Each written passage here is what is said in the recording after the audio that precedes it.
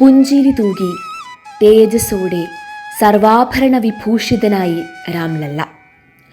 മൈസൂരുവിലെ അരുൺ യോഗിരാജ് കൃഷ്ണശിലയിൽ കൊത്തിയെടുത്ത 5 വയസ്സുകാരൻ്റെ ഓമനത്വമുള്ള ശില്പം ഇനി ലക്ഷക്കണക്കിന് ഭക്തർക്ക് അനുഗ്രഹം നൽകും. നിഷ്കളങ്കത, ദിവ്യത്വം, അരാജകീയത എന്നിവയെല്ലാം ഈ വിഗ്രഹത്തിൻ്റെ പ്രത്യേകതകളാണെന്ന് രാജജന്മഭൂമി ക്ഷേത്ര ട്രസ്റ്റ് വൃത്തങ്ങൾ ചൂണ്ടിക്കാട്ടി.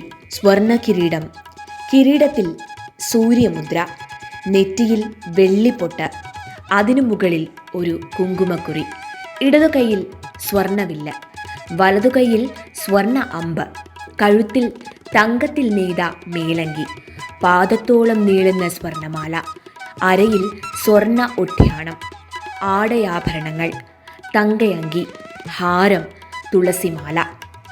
ബാലരൂപത്തിൽ പ്രതിഷ്ഠിക്കപ്പെട്ട രാംലല്ല വിഗ്രഹത്തിന് മുന്നിൽ വെള്ളിയിൽ പണി കഴിപ്പിച്ച കളിപ്പാട്ടങ്ങളുമുണ്ട്. 5 വയസ്സുകാരൻ്റെ ഭാവമായതിനാൽ തന്നെ ഭഗവാന് കളിക്കാനുള്ള ആന, കുതിര, ഒട്ടകം, കിലുക്കം തുടങ്ങിയവയാണ് ഗർഭഗൃഹത്തിൽ ഒരുക്കിയിട്ടുള്ളത്.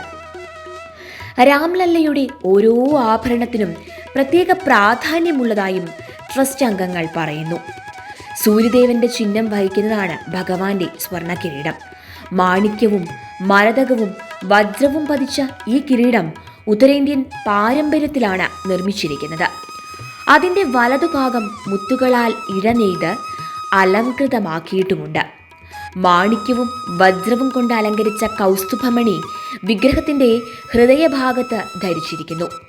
വിഷ്ണുവിൻ്റെ എല്ലാ അവതാരങ്ങളും ഇത്തരത്തിൽ ഹൃദയഭാഗത്ത് രത്നം ധരിക്കാറുള്ളതായി ലിഖിതങ്ങളിൽ ഉണ്ടെന്ന് ട്രസ്റ്റ് ഭാരവാഹികൾ അറിയിച്ചു. വിജയത്തിൻ്റെ പ്രതീകമായ മാലയാണ് രാംലല്ലയുടെ മറ്റൊരു പ്രത്യേകത. മാണിക്യം പതിച്ചുള്ള സ്വർണമാലയാണ് വിഗ്രഹത്തെ അലങ്കരിക്കുന്ന ഏറ്റവും നീളമേറിയ ആഭരണം. വൈഷ്ണവ പാരമ്പര്യത്തിൻ്റെ ചിഹ്നങ്ങളായ സുദർശന ചക്രം, താമര, ശംഖ്, മംഗളകലശം മുതലായവയും ഈ മാലയിൽ നമുക്ക് കാണാം. രാംലല്ല ധരിച്ചിരിക്കുന്ന മറ്റ് മാലകളിൽ ഒന്ന് ചന്ദ്രക്കലയുടെ ആകൃതിയിലാണ്. കാന്ത എന്നറിയപ്പെടുന്ന ഇത് സൗഭാഗ്യത്തെ സൂചിപ്പിക്കുന്നു. ഇതിൻ്റെ മധ്യഭാഗത്ത് സൂര്യദേവന്റെ ചിത്രം ആലേഖനം ചെയ്തിട്ടുണ്ട്. പൊക്കിളിന് മുകളിൽ ധരിക്കുന്ന 5 ഇഴകളുള്ള മറ്റൊരു രത്നമാലയാണ് പാതിക. വജ്രവും മരതകവുമാണ് അതിൻ്റെ നിർമ്മാണത്തിന് ഉപയോഗിച്ചിരിക്കുന്നത്. രത്നങ്ങളും മുത്തുകളും പതിച്ച വിസ്തൃതമായ സ്വർണ്ണ അരക്കെട്ടാണ് കാഞ്ചി. വിശുദ്ധിയുടെ പ്രതീകമായ ചെറിയ മണികളും ഇതിലുണ്ടെന്ന് ട്രസ്റ്റ് ഭാരവാഹികൾ അറിയിച്ചു. കൂടാതെ ഭൂജ്ബന്ദ്, കങ്കൺ അഥവാ വളകൾ തുടങ്ങിയവയെല്ലാം നമുക്ക് ഈ വിഗ്രഹത്തിൽ ദർശിക്കാനാകും.